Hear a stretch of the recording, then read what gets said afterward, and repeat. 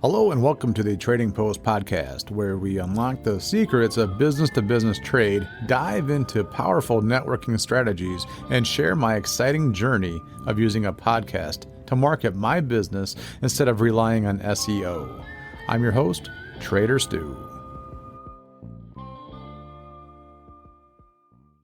Well, that didn't take long to not follow through on the two weekly recordings.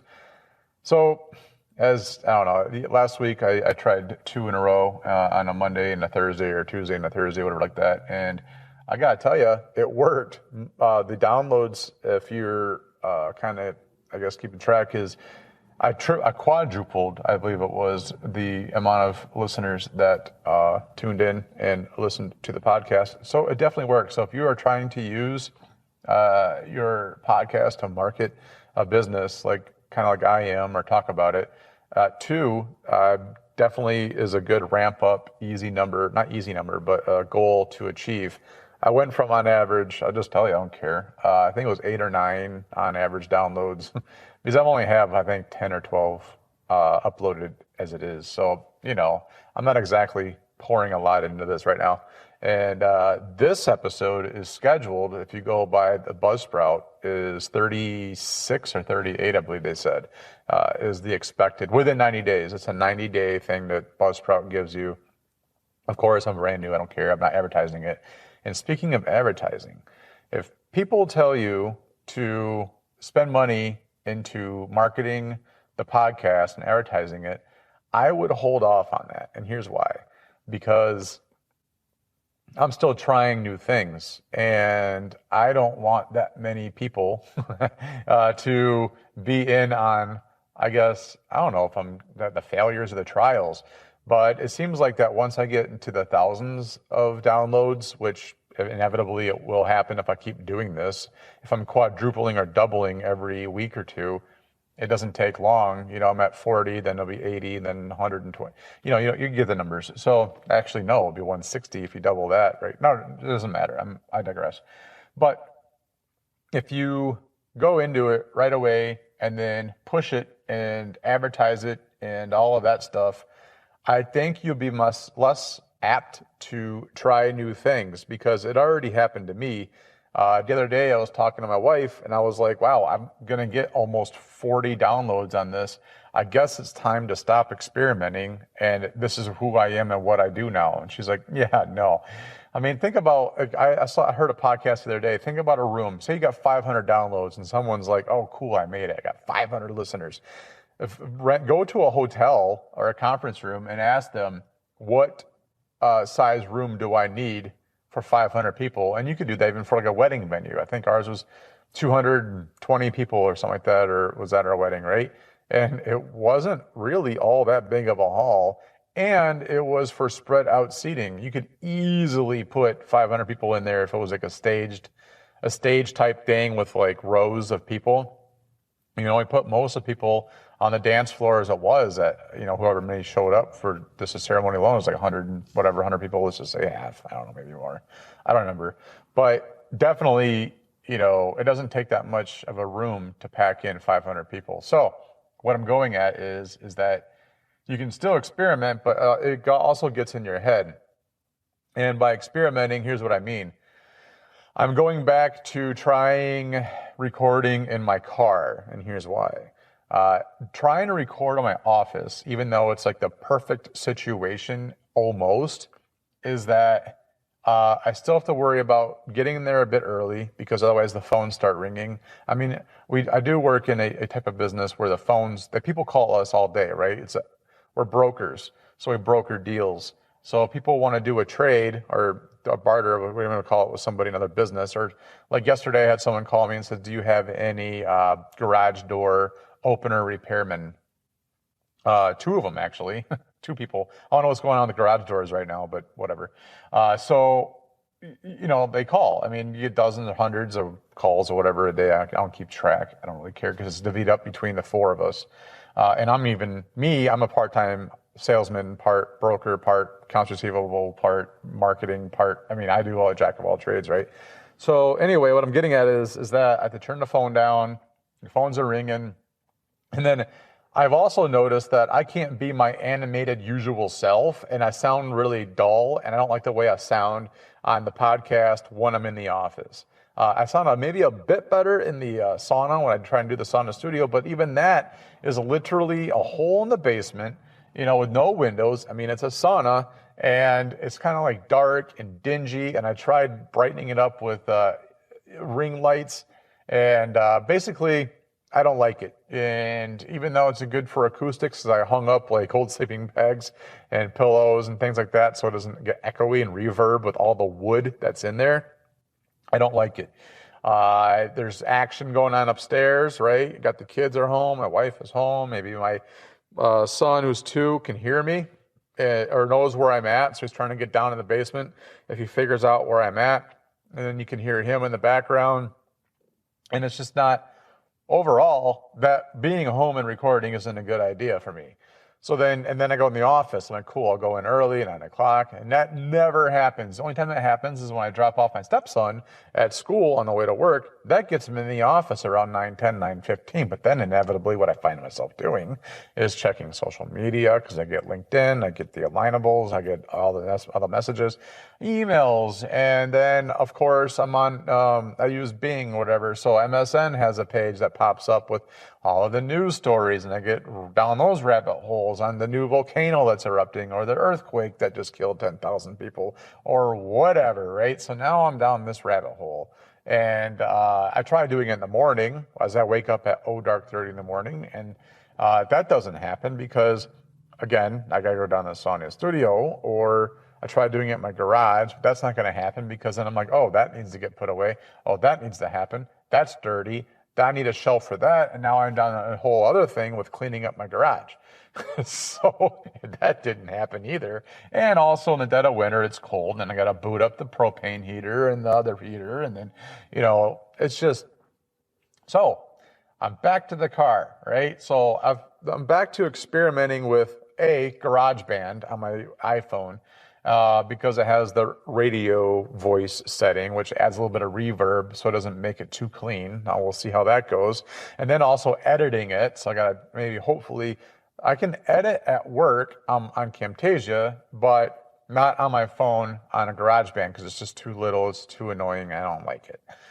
So now I'm hitting a hybrid that I don't know if I've done yet with the GarageBand / try to send it to my computer and edit in Camtasia, then upload it at Buzzsprout and then do it from there. I can do everything else in the back end on the computer, with the Buzzsprout and the editing and the posting and the social media, and I pay for the Buzzsprout AI program. So it does all the thing for me. And then now I've already digressed. How many minutes? I'm already at 8 minutes. I was going to talk about all kinds of stuff today. And I thought about it, and I was going to talk about Perplexity. My wife was like, you need to tell everyone about how you use Perplexity to network and follow up and all that stuff. But honestly, now I know why people will save things for another episode. I used to think it was so annoying, and it is still annoying, don't get me wrong. But the fact of the matter is that I only pay for 3 hours of time on Buzzsprout, and I got to divvy that time up between, episodes. And so I can't keep going on about, whatever, because you'll find out if you're going to do this and you're thinking about it, when you pay for the Buzzsprout, you get 3 hours if you buy the program, and then you can add additional hours onto it for, I think it's $5 or $10 per hour. And I don't really want to do that because guess what? I'm already paying enough, like 22 or 29 bucks a month for the Buzzsprout. I pay for the co-host and I pay for the AI thing, right? So what I'm getting at is I got to save time. I got to do another episode next week. And so I want to talk about the AI thing. And now I guess I kind of digress because literally on my way to work, I pass a park. It's called Veterans Memorial Point. Oh, that's kind of cool. I forgot it was a Veterans Park. Anyway, Veterans Memorial Point. I pass it on the work every day, no matter what route I take. And I was going to do this in the parking lot, but then I was like, I don't want to go in the parking lot because I'm going to see work, and I'm just going to go ahead and inside there. So I'd rather kind of stare at the trees and the birds or the squirrels or whatever like that and record out my window like I like doing at work. So I'm getting the best of both worlds. And also, I know I'm talking fast because I'm in my head now. So the other idea was with the podcast and blending it with my job, which is being sales and marketing rep for Metro Trading Association, is that I wanted to do an on-the-road podcast as well. And so this is really good practice for me to see if I can even do that and commit to something like that, because inevitably I want to, maybe hopefully, I don't know, maybe I don't, hopefully, I don't know, maybe interview people and then have that in a, like an RV situation, right? Not a car, because that's kind of weird and awkward. I guess RV maybe could be awkward too, but then again, I'm going down that rabbit hole. So the ideal situation, what I like to do is to get that. It's called the patent RV, and it's got everything you need in it, but it's made out of a Hummer frame, H1, and I think that'd be perfect for this because I'm the trading post, right? It's a trading post, and it's going kind of back in the day. So I make it the old, just like we did with Metro Trading Association, or Mike did, I should say. You took the old and blended it with the new. So you took the old ways of doing business, and that's, of course, trading and barter. And then you bring it up to date with now computers and now AI and emails, follow-ups and texting, and, and keeping track of all the trades digitally, so no one gets burned in the end and everything's fair. So now I'm taking the old way of the trading post situation and updating it to maybe a mobile trading post. And instead of trading goods and service within the vehicle, I'm using it for a podcast to trade information and exchange that out into the mystic and go about it that way, I guess. Because really, that's what it's all about, right? Nowadays, information is power, and that's money. And speaking of money, did you know that gold is up to $3,500 an ounce right now? I think at this point in time it's 33 or something like that right now, because it was yesterday's price was the 3,500. I don't need the money, but I was like, oh, I'll go see how much my gold is worth. I was really surprised by just how much a few grams of gold adds up to. So I think it was at 1754. A guy offered me. I was like, cool, I'll think about it. And if you do that, now I'm digressing again, go and get a couple of quotes. I went to a jeweler that I knew, and I went to a pawn shop in a different city, and they both gave me far less, like I think up to $400 difference less for the gold than I would have got at this other guy in Hazel Park. So I'm going back there, but now guess what? Because it's a market, I got the sirens. Oh, you know what? You see? Trial and error. I forgot that there is a fire department right behind me. And in Rochester, Michigan, for some reason, there is just a ton of activity in fire departments. I don't know why. I used to live across the street from the other one, and they were very busy. They came and went all the time. You always heard sirens. So anyway, back to the gold. So definitely, all I'm saying is get different quotes if you want it. Don't just go to one and then take their word for it, get 3 or more. So anyway, I digress again.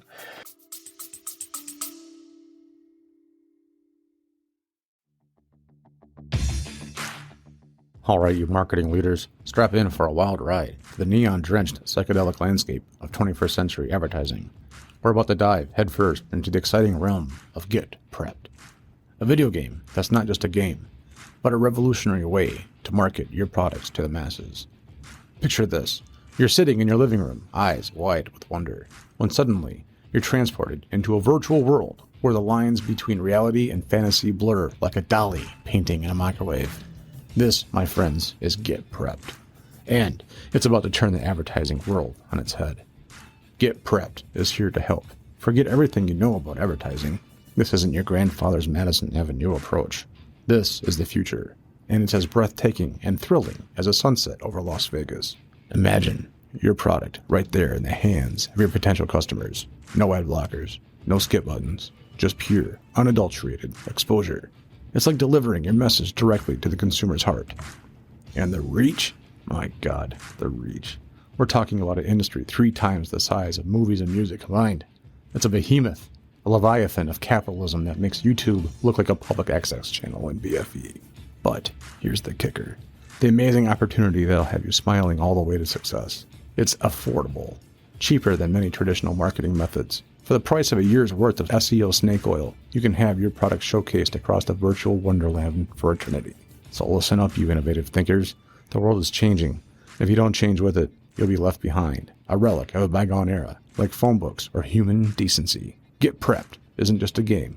It's a ticket to future of advertising. The wave of the future is coming, and it's either ride it or be crushed beneath it. The choice, you visionary leaders, is yours. What else? Also, car. Perfect situation, really. Everything in a car is usually pretty cushy, right? All the seats and the flooring and all that stuff, the carpet, everything's carpeted. The ceiling is carpeted and soft and squishy. So I like the acoustics in here, that's for sure. I don't have to adjust a thing. It's actually meant to absorb sound, right? It's meant to absorb the road noise. So it's perfect. Now I get why so many people will do YouTube videos in their cars, because it's perfect, dude. What I don't understand is how they do it whilst driving. I'll admit, I don't know, 2 months or so ago, I tried podcasting on the way to work. I was like, this is perfect, because my drive is, I think, 35 minutes or 34 minutes on the way into work. I figured, perfect. I'll queue it up in the driveway, I'll chit chat, right, all the way to work. Or maybe not even then, I'll just hit stop and then call it good at a stoplight or whatever. And then off we go. But what I found was the amount of editing that you have to do whilst driving and podcasting is just not worth it. Because I am going for a minimally edited podcast. Like, I don't like doing all the cuts, edits, and stopping and whatever. You'll find out if you guys do, or if you are doing editing. Editing takes so long. And speaking of podcasts or YouTubing, the reason why I don't do video podcasts is the amount of editing that it takes to generate 1-minute videos. It's crazy, dude. You can figure 15 minutes to an hour per minute of video that's released, is what I found. I used to do a ton of editing for a company called SnowX for their educational series and how to work on things. And the amount of time, well, I did all of it, right? I did the script writing, I did the maintenance of it, the video of it. Those are my hands, whatever, on rebuilding an engine or whatever it took, for example. And then all the lighting, the voiceover, the editing, the clipping, snipping, background music, uploading. And then I had to get 2 approvals, right, from everybody. And then you upload it. Dude, it was weeks to do, I don't know, a 10-minute, 5-minute video or whatever it was. It was crazy. So I'm glad I did that, because that really showed me, and the amount of views it got is just not there. So I listened to a podcast actually put out by Buzzsprout. They also do podcasts as well. And they showed or explained a statistic. The top 50 podcasts that are released, yes, that includes Joe Rogan, was it 42 or 38 of them don't do video. And they're still in the top 50. Now, I'm not saying I'll ever get to the top 50. That'd be neat. But also, by the way, top 50 doesn't mean you're a millionaire. It takes a lot, dude. People don't realize that people are making these millions of dollars on podcasting and video. For one, Joe Rogan had a huge following. He was in Fear Factor. He was an MMA fighter. He was a comedian, and he did everything else. So, he was bought out by Spotify. So that factors into his podcast money per episode algorithm. So, cool to strive for, but I think it's a lot like Beast, like Jimmy and YouTube. It's been done. That was the guy. It's done now. And Joe Rogan was the podcast guy, I think. And, so not saying there's not still money in it, but don't go into it to make money. You'll burn out. Lord knows I did because I tried YouTubing for sidecome money, sidecome if come, right? And the motivation isn't strong enough to keep you every week doing an upload and editing and, scripting and all that stuff. It's just not there because it's a slow burn. It'll take forever. It takes a year or more to even probably generate a monetization unless you got a following. And, you know, like on Instagram, the girls, they were already models or strippers or God knows whatever, right? So they already had a following, you know, or OnlyFans, right? So you like don't judge everything by someone's success because you don't see everything, all the background that it took to get there. The only thing they show you is, cool, I'm making $1 million per photo on Instagram, but what you don't know is they already had a huge following, you know, or podcasting or YouTubing or whatever. So, and I heard even OnlyFans is the same way. Like I said, girls were dancers or whatever, so they are already had a huge following. They upload a video or whatever, and boom, they've already got, you know, all their subscribers and fans and whatever. So, and then you got girls that try and do it, and you find out they're making, you know, $5 a week or whatever. That's real money. The real money is nothing to probably substandard level of living. Like they can't move out because they're making 20 grand a year, you know, or whatever. That's the reality of it. You only see the top 0.01% that talk about it and made it. So anyway, so this this podcast is being uploaded to the season where I talk about what it, you know, the background of the podcasting. So season 3, I've just modified them again. Season 3 is where we talk about if you want to be a podcaster for marketing. This is all the background, all the pain that no one talks about is what I review and talk about, because I don't really care. I don't care if everyone knows that, you know, I've been trying to be successful since, God, high school. I moved to New York City to try and be an actor back when I was 18 and try and making it in the industry, you know. But I moved home and went in the military because I couldn't drink the snake oil that they want you to drink out there. You guys don't realize how much people sell their souls to have 5 minutes of fame and make $1 million, and then you're just a wash up, you know. Again, all the actors, you wouldn't believe how many people show up to, like if you're in the city, like Chicago, I mean in Chicago maybe, because it's a dance situation, kind of like Broadway, they have that out there too. But if you go to Broadway, if you go to any show, what do you call it? Not rehearsal. I forgot. See, I dumped all that stuff where you go to try for a photo or try for a video. I've already said, doesn't matter. I'm stuck on it. Who cares? For a movie. So yeah.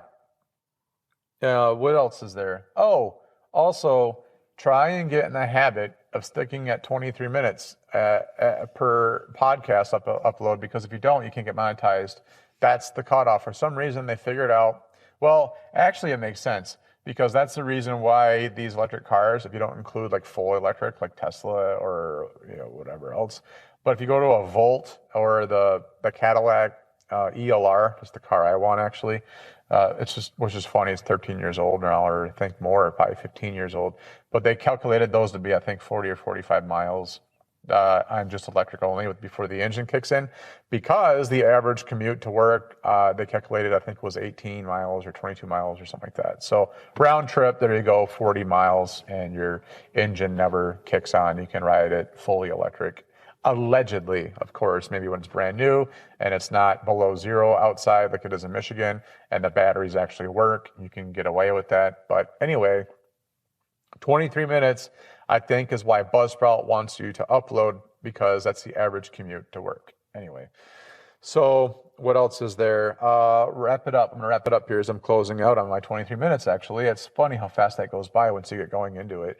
And by the way, not that it matters or not, because, you probably dropped off by this point, but this is the first time I think I've done a podcast with no script in front of me, because I'm in the car. I'm not prepared for it. So I was just like, I'm going to tell everyone about like how, I already told you everything that I told you. So I wanted to go through it all, and I didn't need a frickin' script or bullet points or have AI make me a podcast.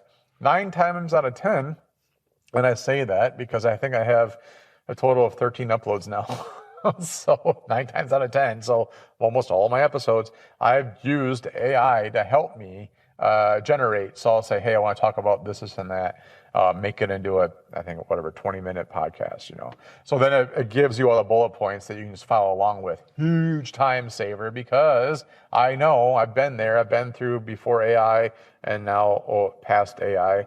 And you can either use it to benefit you, or, it's gonna kill you. It will. It'll wash you up and end your career, or you can grab a hold of it and just go for the ride, because if you don't, you're gonna get left behind. And I'm not saying use episodes with AI voice. Podcasting is not for that. Like, I know that I am so burned out with the YouTube videos that are AI voice and video, because a lot of times, like, say right now, the war is a big thing, right? The World War III that we're in, believe it or not, whatever. But they're using like aircraft, and they'll talk about like, oh yeah, the B-2 bomber, and then they show a video of an F-16. You're like, dude, that's not even close to the same airframe. That's not even, that's a bomber and that's a fighter for one. That's that one's stealth, that one's not. Like, and then you see the comments, and you're like, hopefully someone else noticed this. And I go I live for the comments in YouTube, and that's like that's like half my entertainment. And yeah, they're not getting away with it, and they look stupid. So the one cool thing maybe I would get behind, and I haven't really even come across this yet in podcasting, where perhaps one day they can use an AI voice to do an interview with you. So you're going to interview, I don't know, like in a Thomas Jefferson voice or something like that. Maybe that's just stupid, but you could maybe get away with something like that, and maybe neat and nice. I don't know. Maybe I'll try it one day, but I don't really plan on ever using the AI voice generator, because that just deceives the whole purpose. Anyway, that's it for now. That's good enough for me. I need to go to work and get stuff done. So, cool. I'm glad this worked out, and hopefully it sounds okay. I'll find out in a minute when I get to the office and start editing. But as for now, see you next week, or you can hear me next week. I guess I won't see you, but you get the idea. So whatever you do, be good or be good at it. Bye. The thoughts and views expressed in this podcast are solely those of the host and do not reflect the official policy or position of Metro Trading Association. Although the host is an employee of Metro Trading Association, this podcast is intended to educate entrepreneurs on the benefits of professional trading regardless of their location. Additionally, the host reviews various pieces of camping gear due to the Association of Trade, Barter, and Prepping.